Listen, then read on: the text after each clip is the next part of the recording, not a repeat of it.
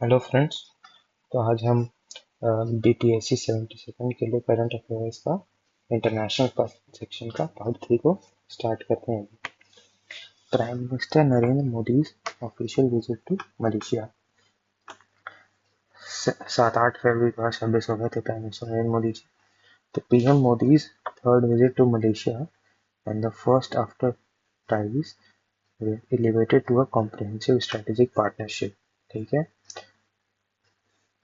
Several agreements or MOUs were signed on strategic, economic, technological, and people-to-people cooperation, including a framework agreement on the International Big Cats Alliance. Key MOU covered cooperation between Malaysia's Anti-Corruption Commission and India's CBI. ठीक है। Announced an Indian Consulate General in Malaysia, the Thiruvalluvar Chair at the University of Malaya, and a Thiruvalluvar Scholarship for Malaysian nationals. तो मोदी जी ने announce किया है Indian consulate general in Malaysia भी। ठीक है।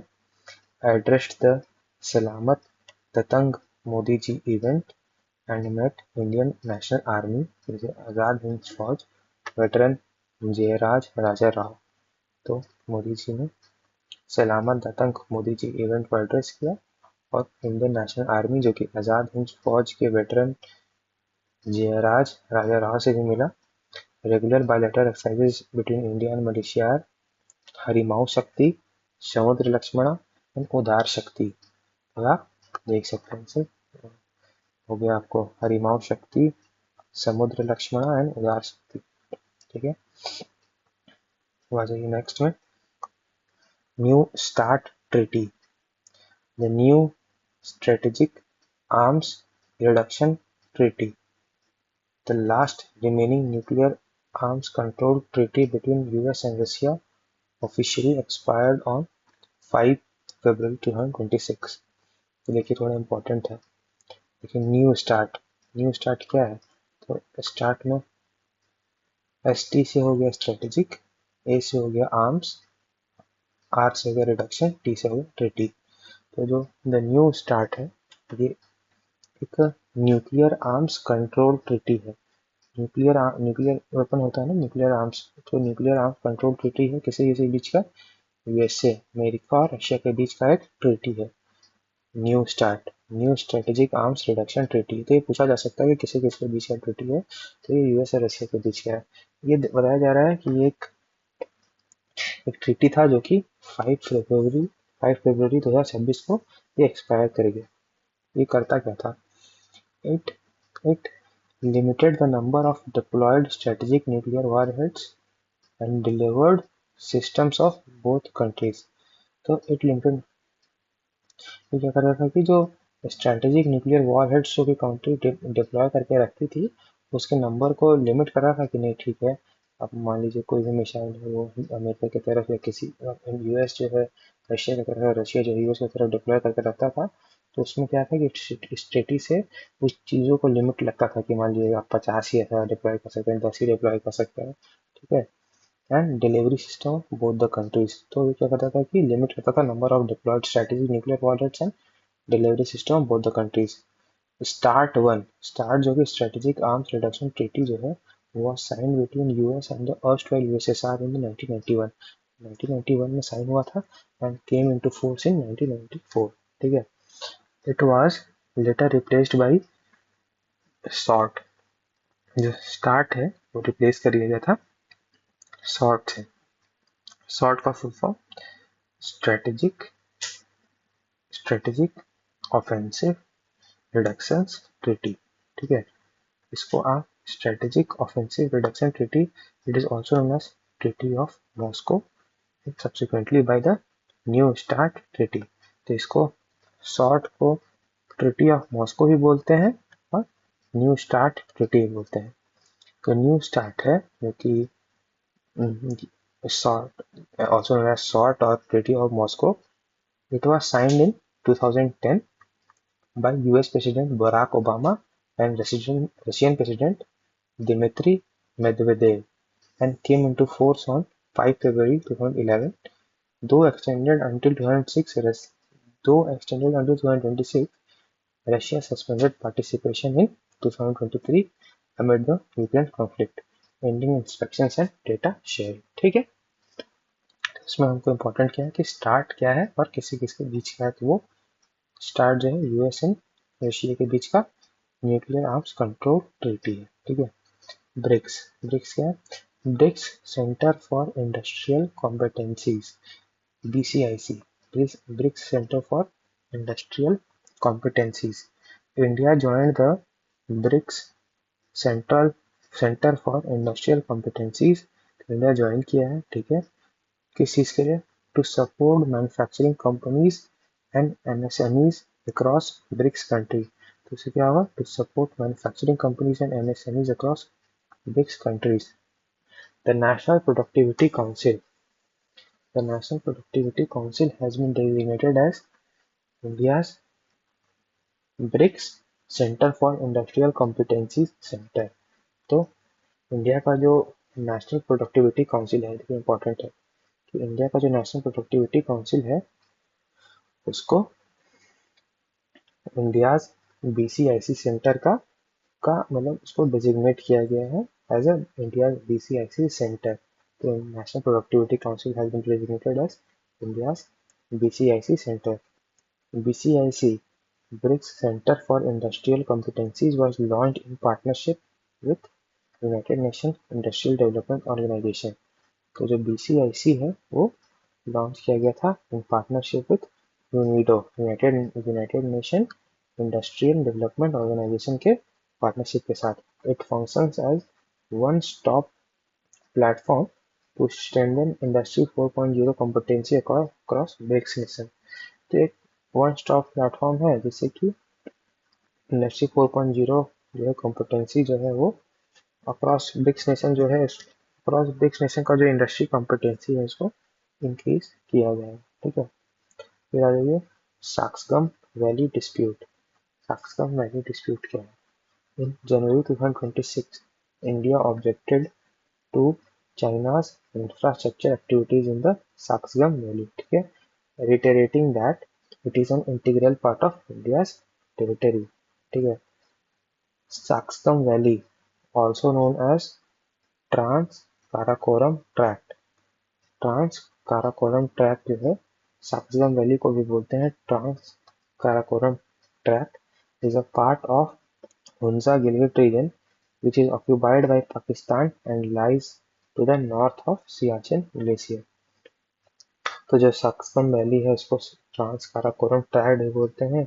वो हुंजा गिलगिट रीजन का पार्ट है जो कि पाकिस्तान के द्वारा ऑक्युपाइड किया गया है और ये जो है सियाचिन के ग्लेशियर के नॉर्थ वाले एरिया में लाई करता है।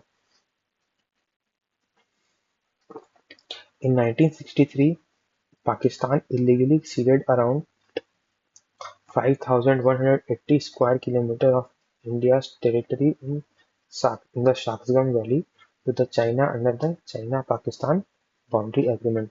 1963 में क्या हुआ था? इंडिया पाकिस्तान जो है illegally 5,180 square kilometre of India territory, जो शाकजम वैली में इंडिया का जो टेरिटरी था उसका लगभग 5,000 स्क्वायर किलोमीटर का जो एरिया है वो चाइना को दे दिया था under China Pakistan boundary agreement.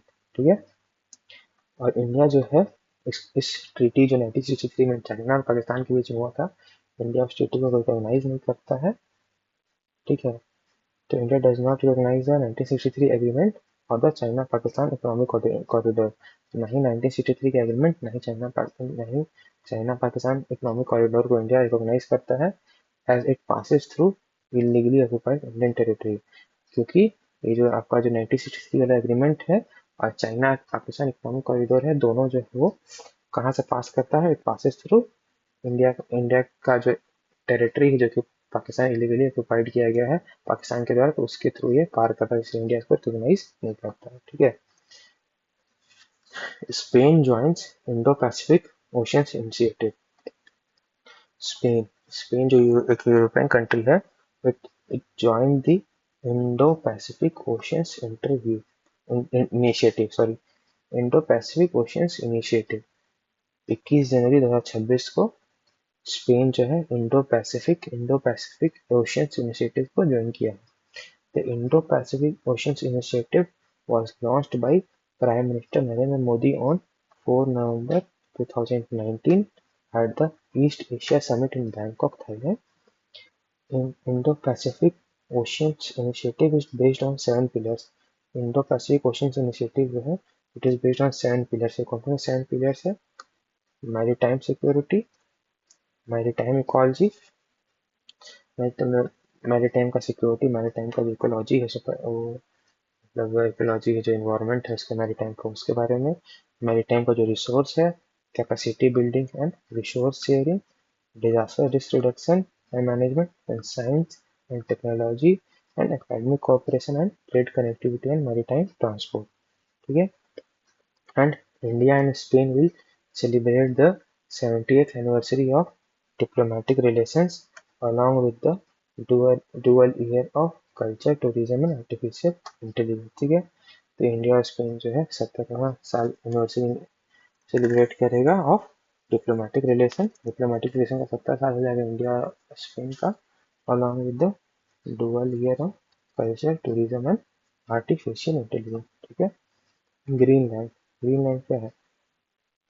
US officials under president Donald Trump suggested integrating Greenland into US territory to strengthen the Arctic strategic presence and assess potential economic opportunities. तो US के जो ऑफिशियल्स हैं, Donald Trump के जो president हैं, उनके जो officials हैं, उन्होंने डोनाल्ड ट्रंप को सजेस्ट किया है कि जो ग्रीनलैंड है, ग्रीनलैंड वाला जो एरिया है, ग्रीनलैंड आपको मैं दिखाता हूँ, ग्रीनलैंड वाला एरिया.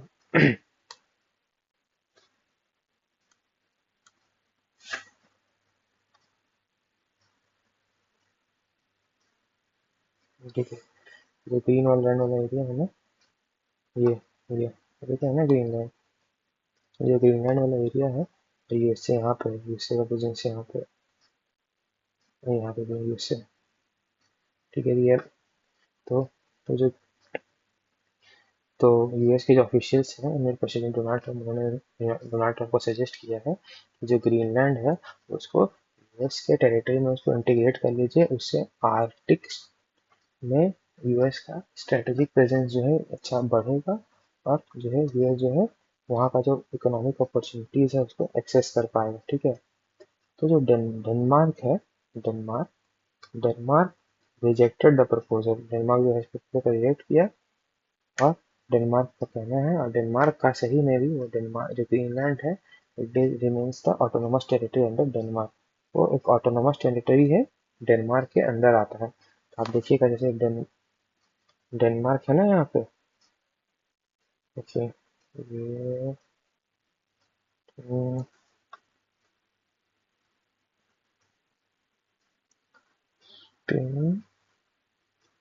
Denmark,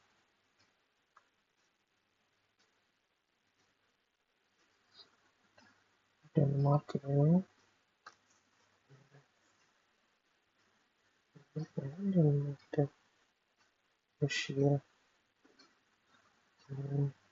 Denmark sorry. ठीक है, तो डेनमार्क का ऑटोनोमस टेरिटरी है आपका आइसलैंड. ठीक है, तो डेनमार्क जो इस प्रपोजल को रिजेक्ट करता है और बताता है कि ग्रीनलैंड जो है वो ऑटोनोमस टेरिटरी अंडर डेनमार्क है. ठीक है, ये वर्ल्ड का लार्जेस्ट आइलैंड है. डेनमार्क जो ग्रीनलैंड है, Greenland is the world's largest island with a population of about 57,000, और इसका जो कैपिटल है, I think it is talking about currency, जो कि नूक है, नूक है.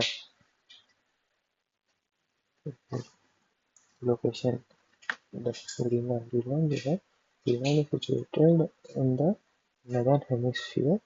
Sorry, Denmark is situated in the Greenland is situated in the northern hemisphere, bounded by the Arctic Ocean in the north, North Atlantic Ocean in the south, and Baffin Bay in the west, and Greenland Sea in the east. तो north में Arctic Ocean, south में North Atlantic Ocean, west में Baffin Bay, और east में Greenland सी. ठीक है, इसका जो एरिया है ग्रीनलैंड का अप्रॉक्सीमेटली 21,66,086 square kilometer है, ठीक है.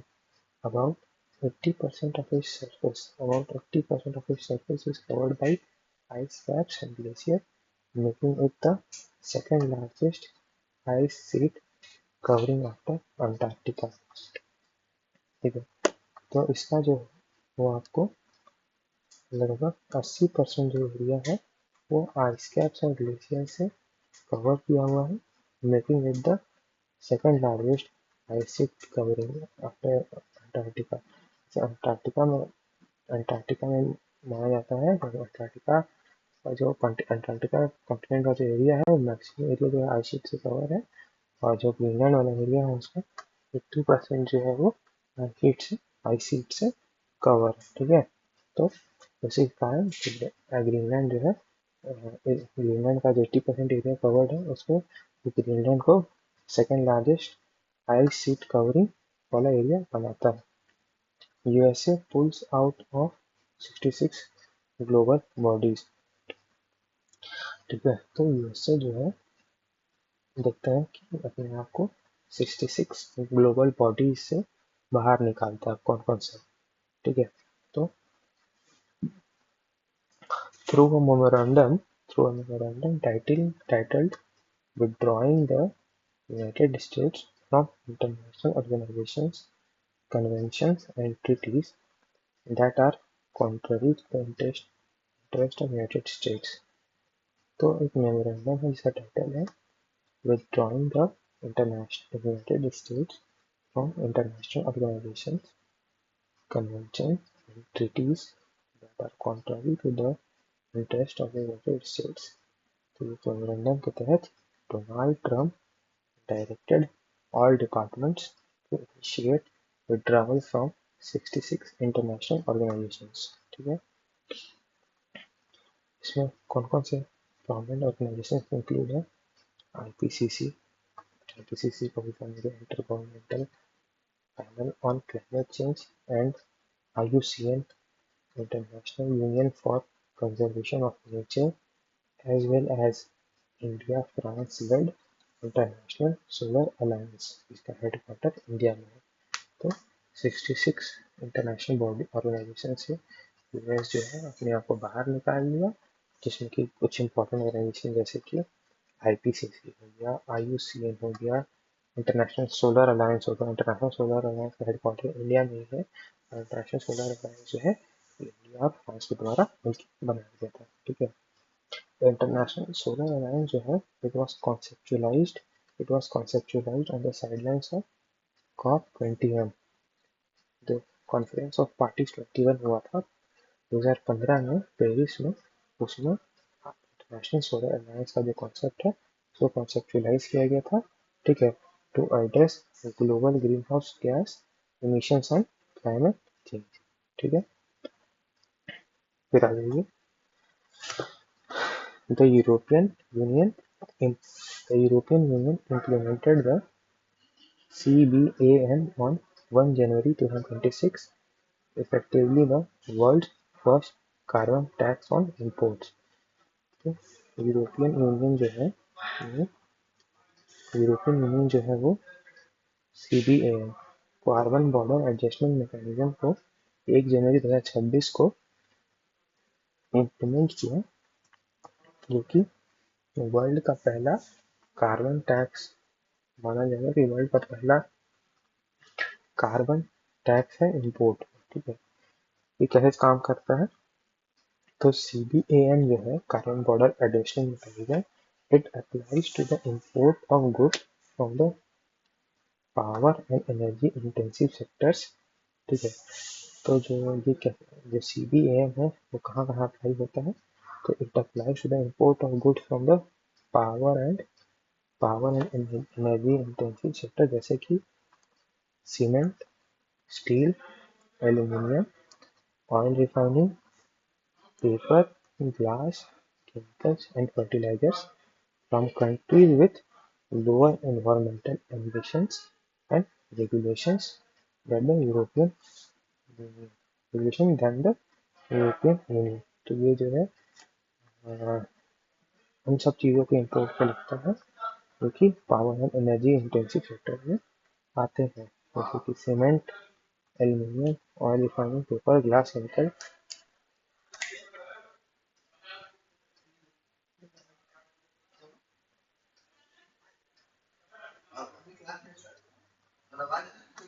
ठीक है, तो अब देखते हैं डोनड्रो डॉक्ट्रिन।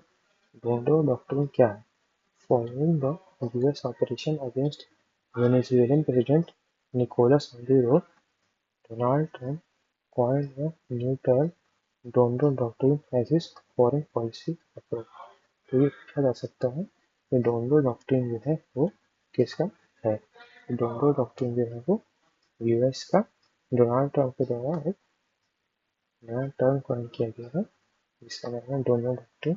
ठीक है, वो जब वेनेजुएला प्रेसिडेंट निकोलस मडूरो के खिलाफ जो है डोनाल्ड ट्रंप ने ऑपरेशन लॉन्च किया था, तो उसके बाद ही डोनाल्ड ट्रंप ने टर्म नया टर्म लॉन्च किया था, इसका नाम है डोनल्ड डॉक्ट्रिन, जो कि इसका फॉरेन पॉलिसी का एक अप्रोच है।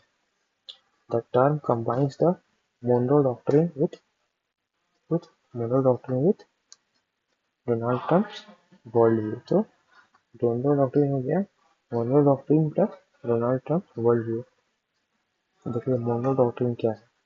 Monroe doctrine it was proposed by fifth US president James Monroe. James Monroe के द्वारा ये डॉक्ट्रिन प्रपोज किया गया था in 1823 to prevent European interference in the affairs of the countries in the western hemisphere. तो ये जो है मोनो डॉक्ट्रिन यूएस के फिफ्थ प्रेसिडेंट जेम्स मोनरो के द्वारा 1823 में लॉन्च किया गया था टू प्रिवेंट, किस चीज़ के लिए? प्रिवेंट करने के लिए, क्या चीज़ का प्रिवेंट करने के लिए? European interference in the affairs of the countries in the western hemisphere. तो पश्चिमी पश्चिमी भाग में, वेस्टर्न हेमिस्फीयर में यूरोपियन इंटरफेरेंस को रोकने के लिए जेम्स मोनरो के द्वारा मोनो डॉक्ट्रिन 1823 में लॉन्च किया गया था। तो particularly those in the North and South America, particularly जो कि वेस्टर्न हेमिस्फीयर में नदर्न एंड साउथर्न अमेरिका में जो कंट्री थे उसके ऊपर यूरोप का जो इंटरफेरेंस था उसको प्रिवेंट करने के लिए। It aimed to protect newly independent Latin American countries and establish US influence in the region। तो इसका जो एम था मोनो डॉक्ट्रिन का, aim to protect newly independent Latin American countries and establish US influence in the region। ठीक है, US attacks Venezuela on 3 January 2026। The US captured, ठीक है, 3 जनवरी 2026 को US captured President Nicolas Maduro and his wife after strikes on Caracas। तो Caracas में strike किया था। ठीक है, काराकास में स्ट्राइक किया था। डोनाल्ड ट्रंप के द्वारा यूएस के जो मिलिट्री लोग थे तो वेनेजुएला के प्रेसिडेंट निकोलस मदुरो और उनकी वाइफ को कैप्चर किए थे under the operation and operation absolute resolve. Operation absolute resolve के तहत वो मदुरो और उनकी वाइफ को कैप्चर किए थे। The operation was reportedly carried out by US Armed Force, primarily Elite Special Operations units like Delta Force। The attack followed months of anti-drug operations and military buildup in the Caribbean. The US accused Maduro of drug trafficking and links with the terrorist group he denied the charges। तो main important क्या है याद रखने के लिए, वो है operation absolute resolve. ठीक है, तो आइए हम थोड़ा इसको पार्ट 4 में कवर करेंगे। Thank you.